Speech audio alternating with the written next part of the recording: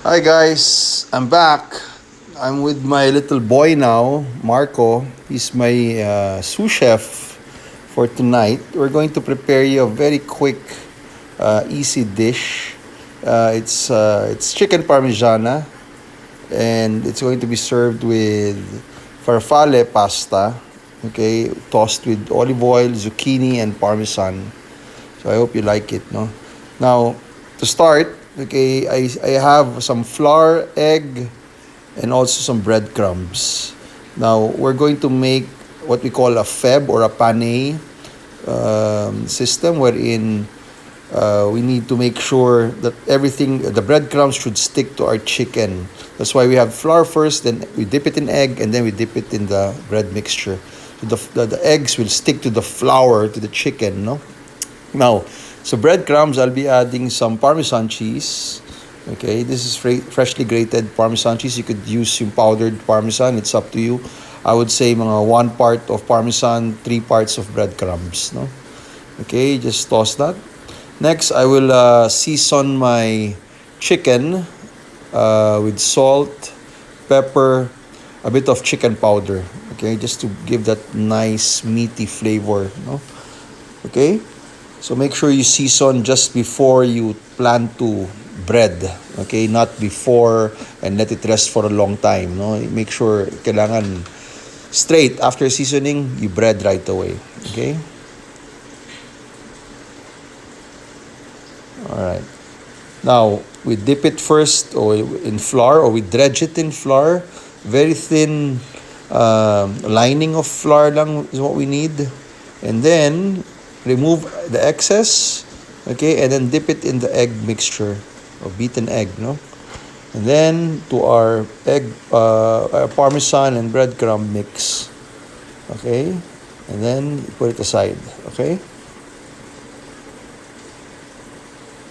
Try not to stick it together, or put it on top of each other. Okay, just one layer, okay, after breading. So I'll just continue breading this one, and Marco will be the one to put it on the side. Okay.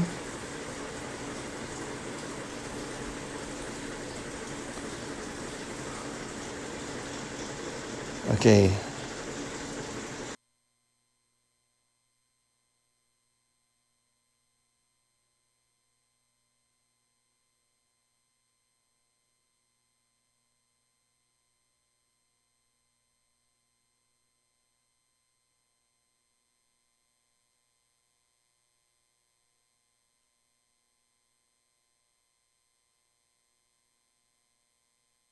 All right. Now we're going to fry this. I have hot oil. It's dangerous, Marco. You have to make sure when you're cooking with oil, you're with me or with an older person, huh? Adult, exactly. Okay. So make sure the oil is not so hot, enough to make it sizzle. If you hear that, that's a good sign. Okay. You don't want it too hot, otherwise you'll burn the what? The chicken. Breadcrumbs, chicken. Okay. You see, you can hear that. See the bubbles. It's very important, huh? Okay. What if there's no bubbles? Then it means that the pan is cold, diba? So if it's cold, then it's no good because it will soak up the oil. So the chicken will be no good, diba? What happened to the chicken? You did that and you already cooked the chicken. Then try not to you stop from the first one, and then you make sure it's the next the next chicken you put in, the oil is already nice and hot. Okay. Okay. So how much minutes is this going to take? This one I would say mga only 4. You don't want to overcook this because we're going to cook it in the oven still. All right. How long I just is want the oven? oven mga 5 minutes. So that's So we're gonna add cheese, your favorite cheese, mozzarella. So what I plan to do here is to make sure that it just has to have a nice golden color. Again, I'm not cooking the chicken through, okay? So, di ba? Okay. Ayan. See, look at this. Can you see? Voila. Look at the color. That's how we want it, huh? not too dark, huh? Again, the cheese will burn very fast together with the breadcrumbs, so be careful lang. Okay? What happens if you overcook it? Then, And the eggs. the chicken will turn out dry. You'll know naman siguro mga 2 minutes per side. Okay? You can see naman, once there's color, right away, turn it. No, again, So not dark color, huh? So it could be like that color and Yeah, that ganyan lang. color. Yeah. I'm finishing this in the oven pa. I'm cooking it in the oven still. That's why I don't want to overcook it. Okay? Alright. Okay? Can you try to turn one, please? You want to try? Try to turn this one. Be careful, huh? Hold it like that. Yeah. Be careful. Like this. When you hold like that. Yeah. Okay. Okay. Turn. Alright. Okay. So, this one is already there. It's half cooked. Make sure you drain it. Huh? So the oil I'm using, you could use any type of oil. Don't use an expensive oil anymore. Kasi sayang lang. Huh?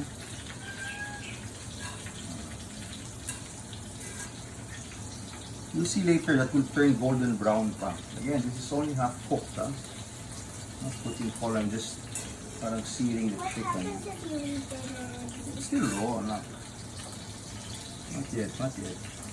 So we're going to make the sauce now. In the same pan, you see, I'm not going to wash this anymore. All of the flavor is there. So what I'll do, I'll lower down the heat. Be careful, this is very hot. Huh? Now, what we do, okay? So what's the ingredients muna? The ingredients are onions, garlic, mozzarella cheese, cherry tomato, and Passata. passata. Okay? Passata is like a pulp. Okay, tomato pulp, no? It's pressed. Now, I added some, well, you could cook now. I added some olive oil, alright? So now we're going to cook first the onions, okay? So, sige, you stir it, huh? Can you reach the pan? Alright? Now, when I always saute, I add a bit of salt sa onions so it would cook faster and evenly. What kind of color is it? You want this one parang very light, almost turning brown, but not yet brown. Okay? So Just like half an that? onion. Okay? Now this is like 2 pieces of garlic, 2 cloves that I sliced very thin. Diba? You add it in now. Always the onions first, before the garlic. What happens if you exchange it? The garlic will burn faster because the garlic has more sugar. That will turn out stronger tasting garlic. Alright? Okay, so, sige lang. If you want Once you smell the garlic, that's the sign that you add the next ingredient in. Can you smell it na? Not yet. I can kind of. Kinda? Okay, kulang pa. Kailangan you can smell it na. So, I'll add a bit more olive oil. So, here I'm adding olive oil. Okay? Sige, saute. Alright. You make sure you the garlic. Okay? Alright. So I can smell it now. Can you smell? Yeah. Okay, so you add now the tomatoes. Cherry tomato. So you could use any type of tomatoes here because we have plenty cherry tomatoes. We'll use cherry tomatoes. Okay? Alright. Even though it's the regular tomato. It's good, yeah. Basta as long as they're very nice and ripe, kailangan red na red, and it's overripe tomatoes is even good kasi it's sweeter. It's overripe. No, not yet. Some are. Not yet. Okay? So, we bring the heat up a bit, alright? It's very simple, di ba, anak? So, I get some of my, I have here some tomato passata. Okay, I'll just add, You could use passata for pizza, right? yeah. That's about 4 tablespoons in there because we're 4 in the family, di ba? For 1 each. Okay, and also I will add some water. See? I was having it. It's okay. Oh, yan. So the water is there na. Air. It's okay. Well, you stir it now. I can smell it a lot. Okay, we stir it. You try to mash the Try to mash the... Oh, so you need to mash it? Yeah. It's better para all the juice can go in. Okay? I have a tool for you for that. Wait, let me look for it. Is it here? Not there. It's not? I think it's there. No, it's not. Maybe it's in the other side. It's okay. Alright? So, ganyan lang. Di ba? It's so fast. Oh, now we'll season it now. So, I'll taste first. Do I need to taste? You wanna taste? You could taste, so use this one. I want it to be a surprise. Ah, okay. So you have no idea. Okay, so I'll add some salt. Okay, my always trusty chicken powder. And now I'm also adding a bit of aromat. Okay, and then lastly a touch of sugar. Okay, so that's the base now of our chicken parmigiana. Alright, so next step. Okay, you see the chicken that we've done kanina? Yeah? I'll turn off the heat first. Okay, that's already there. Okay, so let's put this one on top. So we're gonna put this all in the oven? Of course. That will cook in the oven. That will brown in the oven. Okay? Everything will brown in the oven? Yeah. You want to do this? I'm already so hungry. Wow. Okay. Sige. Lapit na yan. Fast lang to. You continue. Arrange that. And then we'll put the cheese on top.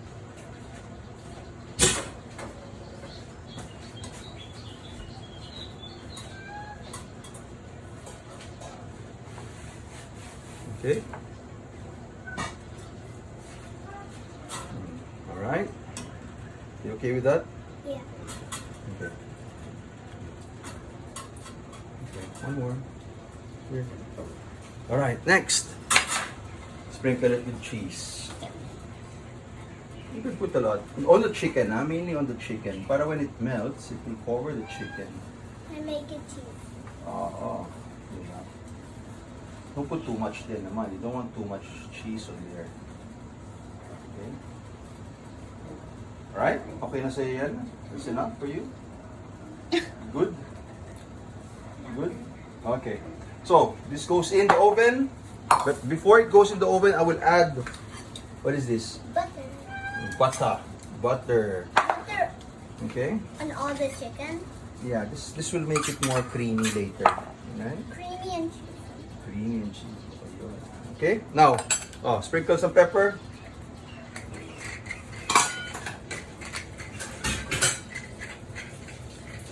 Okay. So this goes in the oven now. Okay?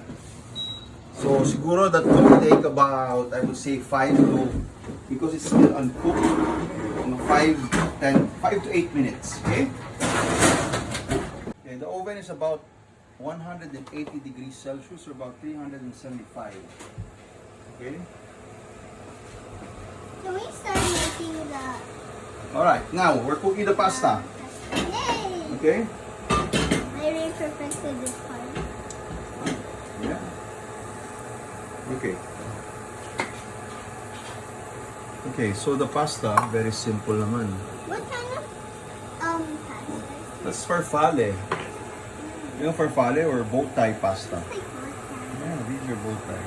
You could use any type of pasta for this. Huh? So we have here, what is this? Garlic and then zucchini. Zucchini.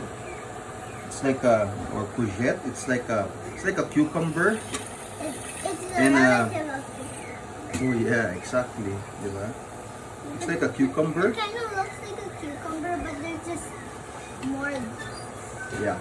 So this one I sliced very thin. You can use also eggplant. It's up to you. So you Okay, can so- use like any kind of vegetable. Any. Alright, so today we'll make lang this one because this is what I saw in the fridge. Did you know that potatoes aren't even vegetables? What are they? Fruits! Is it? Fruits They're have not fruits. fruits have seeds. It's a tuber. You know, it grows under the ground. Diba? A fruit is anything that has seeds in it. So that's why tomato is a fruit. No? Yeah. Exactly. Oh, sige, you put na. Now, before you put the pasta, we're going to season the pasta water with salt.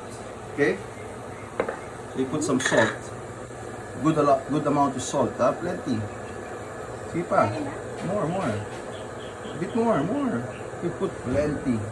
Make sure the water is salty. Not too salty, but you can taste the salt. Okay? Alright? Okay. Next. It's boiling na. Put it in.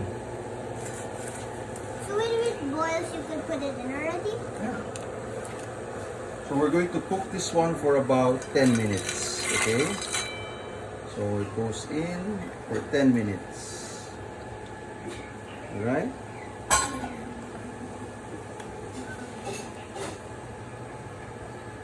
Okay.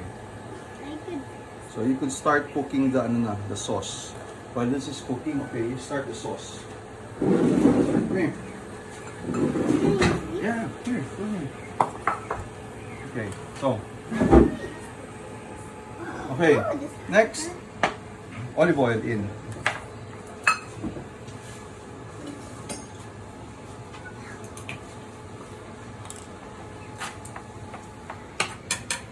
Is that enough? Okay, a bit more. Enough? Just a little bit more. Good. A bit more. Some more? Yeah, yeah. Good enough.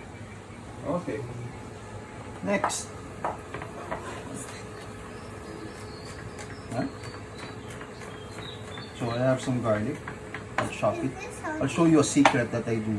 I sprinkle salt on the garlic because I want to mash this to mince it. So the salt, see, look at this. It's easier to mince. It's like a sandpaper, diba? It gets wetter. Yeah. Because the salt releases the water, okay, from the garlic. And it's easier for you to mash na, see? Okay? Alright? So we add the garlic. So you mix the garlic na. Okay? Very simple recipe. Huh? You mix it, huh? Not so high heat, huh? Am I gonna saute this? Yeah, you're sauteing exactly. Ang galing mo, anak. That's sauteing. Okay? Don't put it on. Nice and brown. Not too brown, huh? No brown? Not too much. Okay, so we add next our Zucchini. zucchini. Okay. Didn't you find other vegetables? Well, masarap yung zucchini. I like the zucchini with the Parmigiana. Why? It's good. Flavor is good. How? Okay? Hurt my foot. You? Hurt my foot.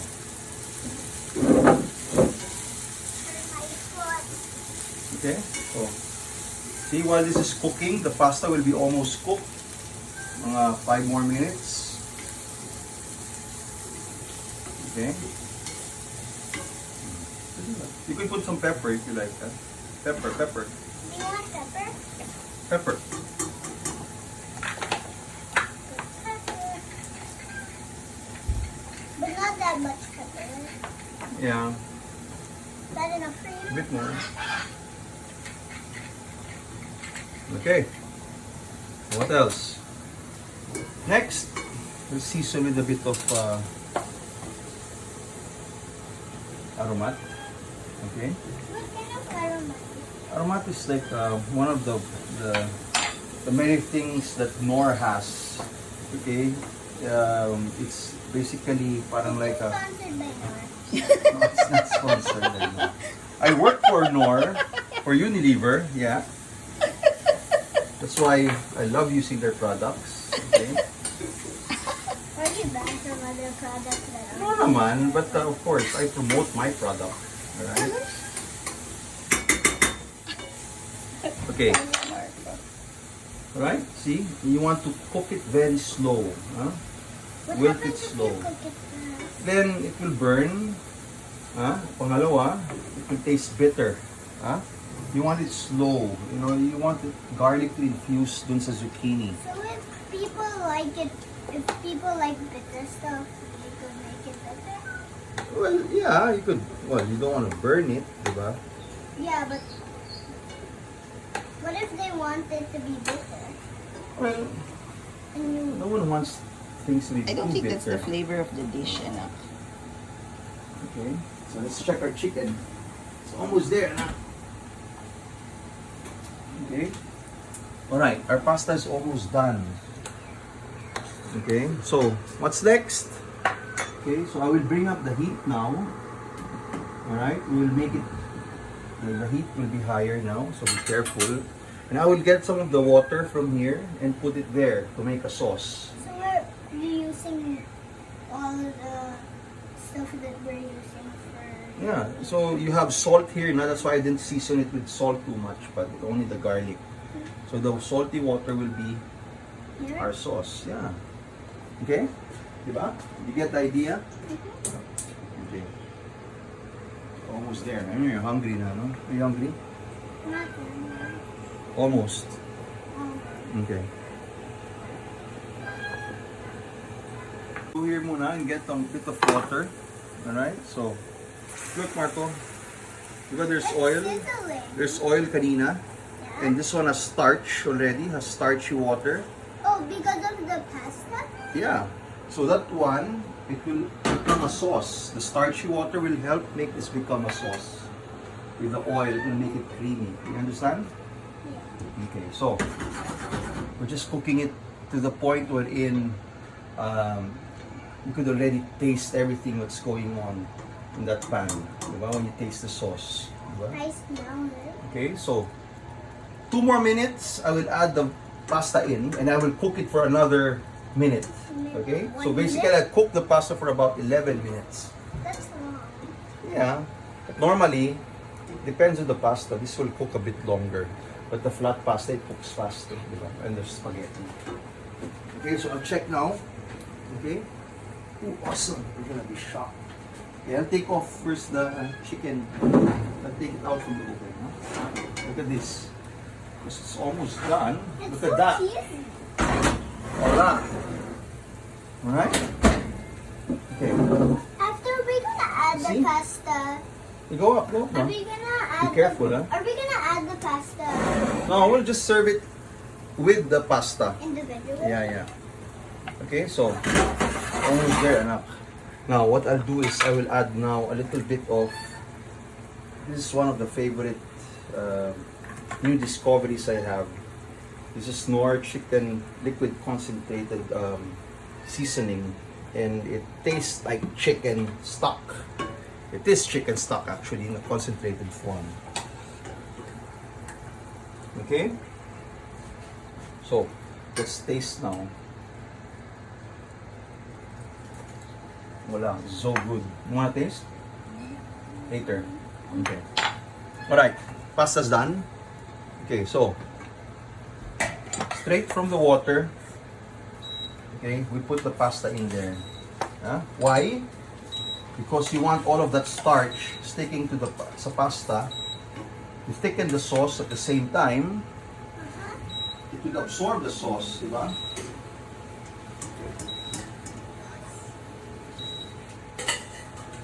Okay. That's only 150 grams of pasta. Huh? Imagine, that's for 4 people. Okay? So, I'm just going to let this absorb the sauce. Okay? And then, You sure we're gonna finish this? yeah. Okay, so we're ready to serve, huh? Okay? Now, siguro this one is done. So what you do next, you pour some olive oil on top. Yeah, this one. Sprinkle a bit. Yan, okay. And then maybe a bit of pepper. Pepper. Just on top. Well, Here. Okay? So that's our dish, di ba? Yan na yan. yeah. It's very simple, di ba? Vegetables. What else can you ask for? Well, that's siguro kulang na lang dito is ano, a good bottle of wine. For you, soft drinks, no? Juice. See, now it's absorbing all of that flavor, oh, di ba? That's already a pasta. Okay, give it a minute, 1 more minute, that should be done. Okay, so that's our dish for tonight. We'll come back tomorrow for another dish, right? What's the food? I don't know, we'll think about what we can cook tomorrow. Okay, so fish, we'll see. So that's our pasta farfalle with zucchini, and we'll put some parmesan later. Chicken parmigiana, stewed tomatoes, diba? And mozzarella. Okay, and that's our dinner. Alright, Happy cooking, guys. I hope you can copy this at home.